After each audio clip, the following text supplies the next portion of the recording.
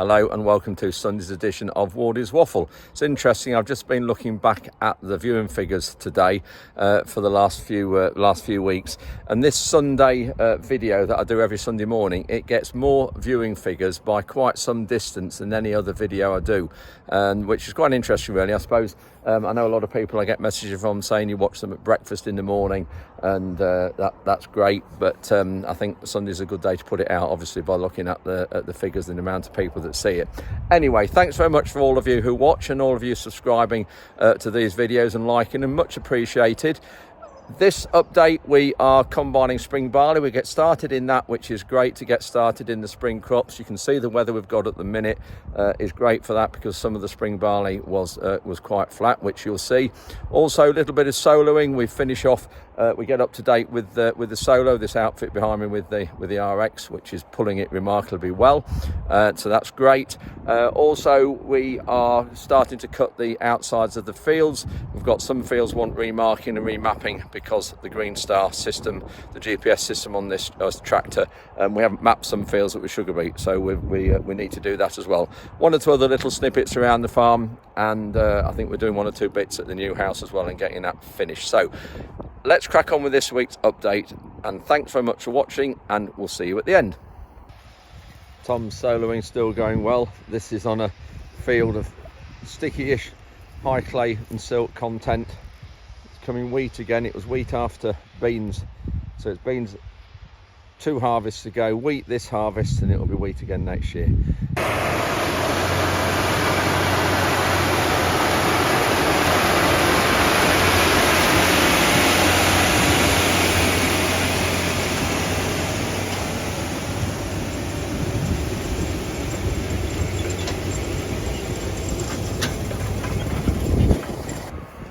Couldn't have timed it better. Got Nick Gilroy here from BBC doing a piece about sugar beet and for Look North, and we've got Ruben spraying the sugar beet at the same time, just when we're talking about sustainability of a crop, how sugar beet is so important to producing homegrown food, to try and minimise the imports of sugar cane. So putting fungicide on here, which will help preserve green leaf area, which of course green leaves here what intercept the sunlight, and that creates sugar. So we need maximum green leaf area to get maximum sugar, because at the minute we've been short of sun this summer, so the sugar content I think will be low at the minute. To growing sugar beet, because of its unpredictability, it means that the crop is in short supply. And that causes problems for Newark Sugar Beet Factory and British Sugar a few miles away from here. I've just dug this piece of sugar beet on camera to Nick so she can sew it, and you couldn't get a better shaped piece of sugar beet, and at a sort of at random, just digging out of a field. Got nearly all the taproot, perfect shape, just the job. We're just having a go with the barleys. It's Thursday, just after lunch. We're just going to see, we've done a couple of tankfuls, just going to test it and just see where we are. It's going all right, quite laid as you can see, and a place or two when you look here, but we're just going to see what the moisture's like, because with our contract it's going off the farm before the end of October, so we are allowed it to be 16% moisture rather than usual 15%. So if it's below 16 we're fine. Just with the nature of drying and everything, not really a big fan of doing it at high moistures when we've got weather like this, doing it for free. When I say doing it for free, I mean drying it for free, because drying crops costs quite a lot of money at the minute with electricity and everything where they are. So that's what I mean by doing it for free. Let the weather do it for free.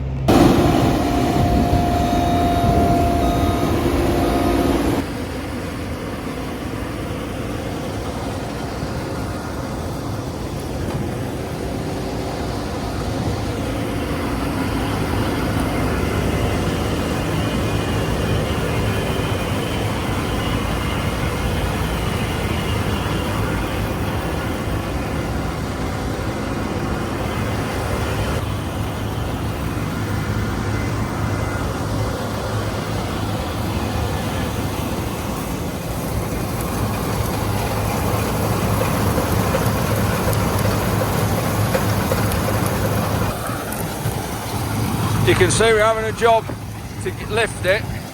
We've got the lifters on. Just see them white underneath there. They are helping a little bit, but we would be much better with a McDon header. You'll see here how flat it is. But you can see the lifters there just doing a bit of good.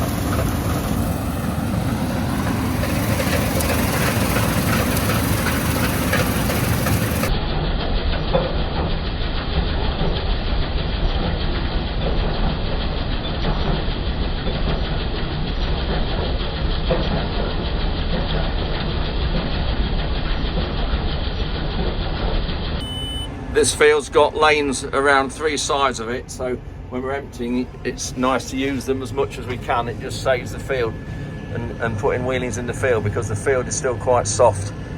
So we might as well use the farm tracks while we can.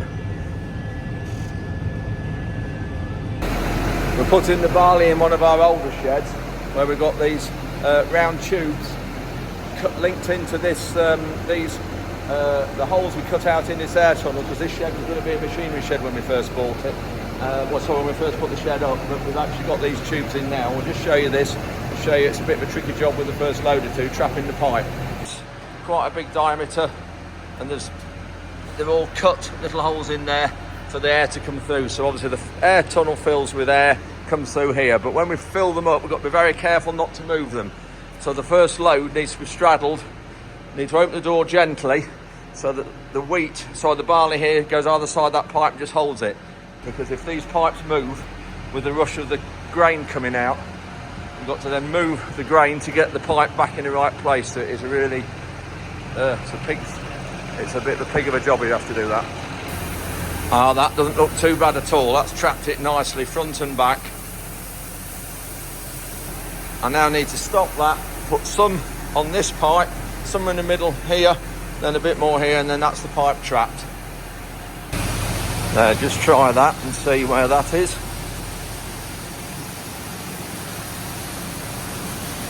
Just need to be, when I open that door it'll be a bit much, and if it's just forward a touch. There we are, looks absolutely perfect. That's it. Drop the rest, drop the trailer and put the rest here. Job done.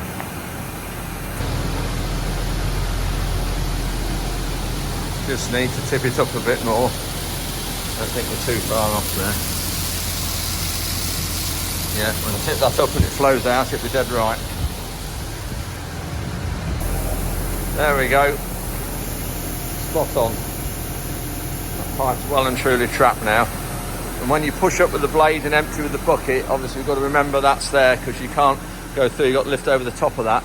But we've got marks on the side there where the line is, where the pipes are going to be. Another one there, they're all marked, and the other side of the shed as well. You can see there that white mark there, another white mark through under the trailer. That's the first load tipped without any issues.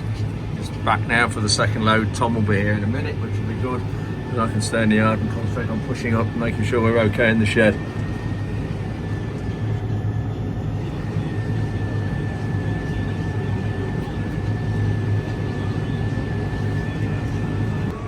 Just driving past the end of the field, you can see there how laid it is. When you look at the end of where Ruben's just cut, not very high at all there. Tom's here now on the trailer, which is good. Just under the low side of this shed, which is really awkward. Difference between sheds, this one built in 1976 compared to the one next door, the other one we put up 10 years ago, that I think is 3 times higher at the sides than this one.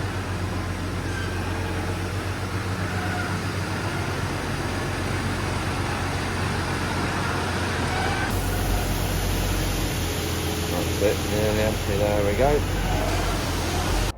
We've got a few things going on at the house at the minute. We've got the air conditioning being fitted in the kitchen area. So I'll just turn the camera around and have a look at this. But this is the guy who you need to see if you want any work doing in Lincolnshire. This is the chap called Simon. That is the phone number. And we're also just redoing the border here. We've took some brambles and briars out here.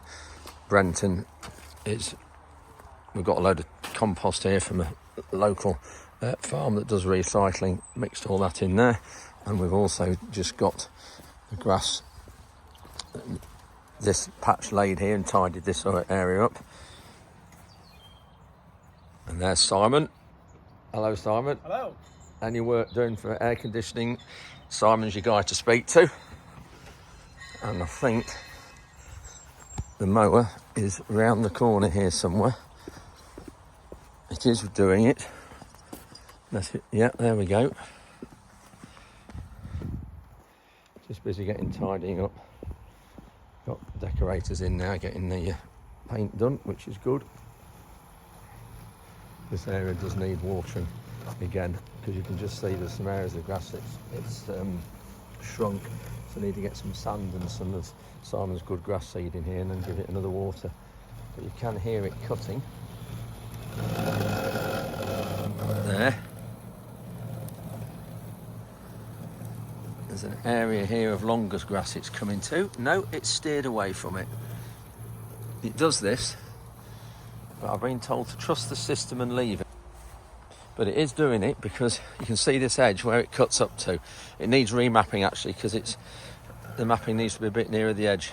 So it cuts near the edge. You can see there where it's left it. And actually, if you look along the edge here, you can see there where it's cut up to. You can see how much longer that is along there. So it shows it is working, but I just need to remap it to get it nearer to the edge. So we'll leave it and just see what it's like, see if it does the job, which I think it is doing. We're just going back out to start another field. It's now Friday afternoon, about 2:30. We're just going up the road to try it, but it's the worst possible time moving a combine. This A17 we're coming up to, with it being the busiest single carriageway A road in the UK. It carries all the traffic from the Midlands through to Kings Lynn, Norfolk. It is just horrendous trying to get out this gate. I will show you.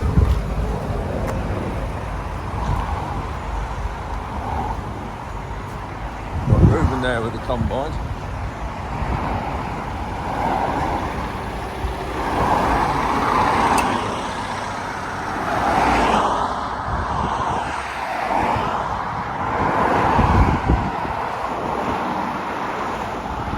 We're coming along here with the tractors and trailers as well.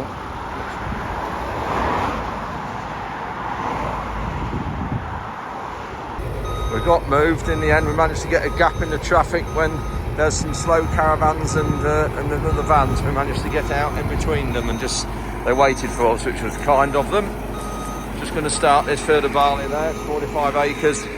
This field's nicely stood up, unlike the one you saw a few minutes ago in this update.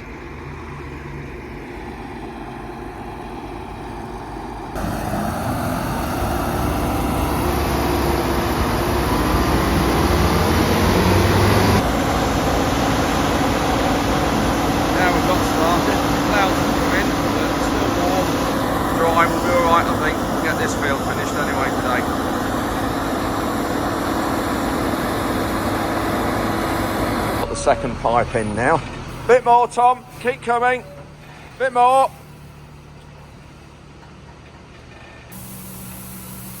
That's it. That's trapped that perfectly. Forward a bit.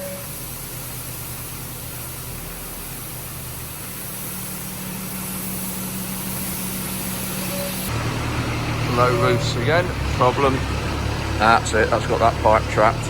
I'm just pushing it up now, and you can just see I've uncovered the pipe that Tom's just tipped over.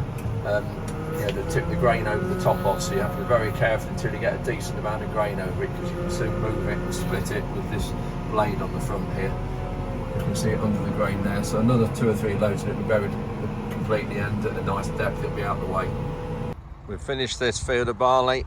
It's about 7:30 on Friday evening. This is the same field that we had the direct drilling trial in last year, where we had 10 different drills working. Some of you came to that. It's Saturday morning, and well, it's morning, it's around about 11 o'clock. We've just started the last of our spring barley fields, and that's 45 acres going in here. They're not yielding brilliantly, as I said earlier on in this video, because they were planted so late, but we'll touch on those in another update when I do a full harvest roundup or summary. We've just put this pipe in this morning, Tom and Ruben did. We've got 3 in here now. You can see where the white lines are. So this will be covered. There'll be about another 100 tonnes to come in here. And then the front of the heap will probably come down to about here. We won't put any more in, otherwise it'd be too shallow at the front. We need to have a certain amount of coverage over the pipe. And even that one might hardly be enough cover over here. We might just need to bring that down a little bit so we've got enough grain over the top of it. Otherwise the air finds the easiest route out. The thing with then you put these fans on, you need to force the air through the heap, and if you don't have it very thick over a pipe, the air will come out the easiest route, which is where this pipe is, where the grain's not very deep, and at the back where it is deep, it won't get so much air. So another one of the things you need to think about when we're actually looking at cooling the grain, because this doesn't need drying, it needs cooling, because it was coming in yesterday at about 26, 27 degrees, and it will today with the sun that you can see there at the minute.